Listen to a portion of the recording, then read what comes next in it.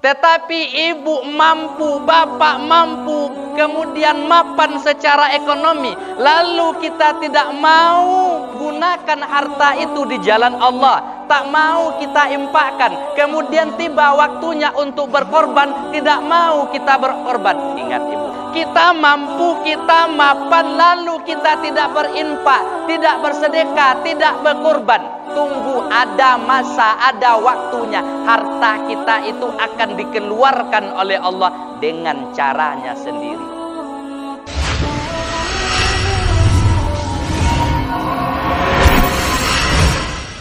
Ibu bapak, salah satu kehebatan dan kelebihan ibadah kurban ini sampai-sampai disebut dengan hari rayanya adalah hari raya kurban. Untuk itu dengan waktu yang begitu panjang, maka kesempatan dan momen-momen seperti itu kita persiapkan diri kita untuk berpartisipasi sebagai orang yang ikut di dalam beribadah kurban. Tidak kita saja sebagai penonton, penerima daging, tetapi dengan durasi waktu yang panjang lebih kurang 1 bulan lagi, maka bagaimana kita mempersiapkan diri kita untuk menjadi peserta korban itu.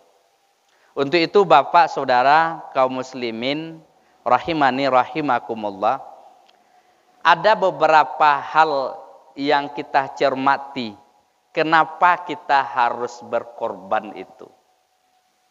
Kenapa kita harus menjadi peserta korban? Nah, yang pertama, sebagai bukti syukur dan terima kasih kita kepada Allah atas nikmat yang Allah berikan kepada kita. Ibu-ibu, bapak-bapak, jamaah sholat subuh yang insya Allah dimuliakan oleh Allah. Kalaulah kita hitung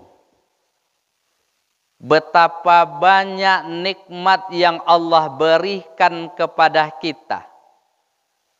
Nikmat yang Allah berikan kepada kita itu tidak saja hitungan tahunan, bulanan, mingguan, harian, jam, detik, akan tetapi setiap menit nikmat yang Allah berikan kepada kita selalu kita gunakan, selalu kita pakai.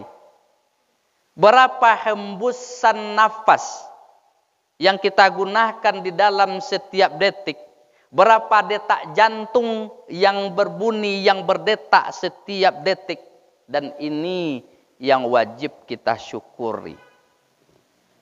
Untuk mensyukuri nikmat Allah itu, maka lihat surat yang sangat populer dibaca di dalam sholat. Inna a'tainakal kausar. Sesungguhnya kami telah memberimu nikmat yang begitu banyak. Nikmat yang ada pada diri kita, yang ada di luar diri kita, nikmat keluarga, nikmat harta, nikmat pekerjaan, begitu banyak nikmat yang Allah berikan kepada kita. Lalu sebagai wujud syukur dari nikmat itu, sebagai wujud terima kasih kita kepada Allah, apa yang disuruh oleh Allah? Fasalli, salatlah. Untuk wujud syukur terima kasih kita kepada Allah, disuruh kita sholat. Tidak saja sholat fardu, tetapi juga melakukan sholat-sholat sunnah. Tidak saja sampai di itu, di hujung ayatnya, wanhar, dan berkorbanlah. Jadi wujud syukur kepada Allah itu tidak saja dikaucapkan dengan kalimat alhamdulillah, tetapi dengan melakukan sholat dan ibadah korban.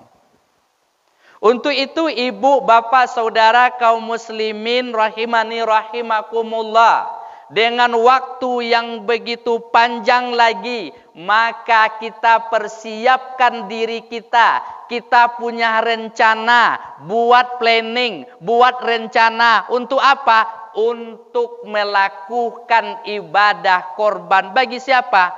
Bagi kita yang mampu untuk melakukan itu. Nah, bagi kita yang menunaikan, mewujudkan rasa syukur kita kepada Allah dengan melaksanakan ibadah kurban.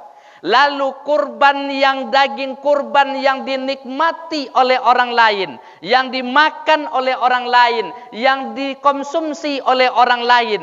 Lalu nikmat yang Allah berikan itu kita belikan ke hewan kurban, menjadi peserta kurban. Ini wujud syukur dan terima kasih kita kepada Allah. Kalau ini yang kita lakukan, apa kata Allah di dalam Al-Quran? Akan aku tambah rizkimu untukmu. Artinya apa? Ketika nikmat Allah titipkan kepada kita, nikmat rizki, lalu nikmat itu kita infakkan, kita gunakan, kita sedekahkan, kita gunakan di jalan Allah dalam bentuk berkorban, la azidannakum, maka nikmat itu semakin ditambah oleh Allah. Ketika kita dititipkan satu nikmat, lalu nikmat itu kita gunakan kepada Allah, kita titipkan nikmat yang Allah titipkan kepada kita itu, lalu kita sedekahkan, semakin ditambah. Semakin diberi, semakin kita sedekahkan. Semakin diberi nikmat, semakin kita gunakan di jalan Allah. Maka kepercayaan Allah kepada kita untuk nikmat itu semakin bertambah. Artinya apa? Semakin diberi, semakin kita memberi, semakin kita dapat. Jadi Ibu Pak, tidak ada ruginya orang-orang yang mau membelanjakan hartanya di jalan Allah. Tidak ada kita mendengar sejarah orang itu bangkrut karena dia berimpak. Orang itu dia rugi total ketika dia berbagi di jalan Allah. Jadi ini yang pertama yang harus kita perhatikan, yaitu sebagai wujud syukur kita kepada Allah.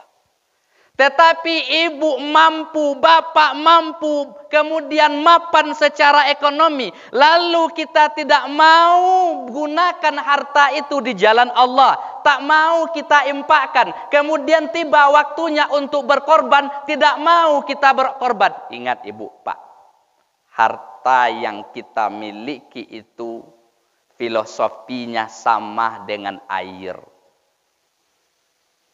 Air Bu Pak. Cibo, kalau kita mau tidur, kita minum 2 gelas air. Beko nantinya air yang kita minum masuk ke dalam perut kita, ada masa, ada waktunya dia akan keluar nanti malam. Kalau dia tidak dikeluarkan air yang 2 gelas di dalam perut, dia yang akan keluar sendiri. Kalau inyo yang keluar seorang, basah kasude. Seperti itu juga dengan harta kita. Kita mampu, kita mapan, lalu kita tidak berinfak, tidak bersedekah, tidak berkorban. Tunggu ada masa, ada waktunya. Harta kita itu akan dikeluarkan oleh Allah dengan caranya sendiri. Apakah sakit yang mendadak? Apakah alat-alat elektronik kita yang ada di rumah kita secara tiba-tiba akan rusak? Atau kita punya kendaraan, baik roda 2, roda 4, kemudian kendaraan kita itu menyenggol orang lain atau disenggol oleh orang lain. Berapa biaya yang kita gunakan untuk memperbaikinya? Ini dikeluarkan oleh Allah dengan caranya sendiri. Tetapi kalau kita infakkan, kalau kita sedekahkan, kalau kita korbankan 2 juta, 2 juta 100, 2 juta 500, lalu dia akan keluar dengan cara apa? Dengan bernilai ibadah.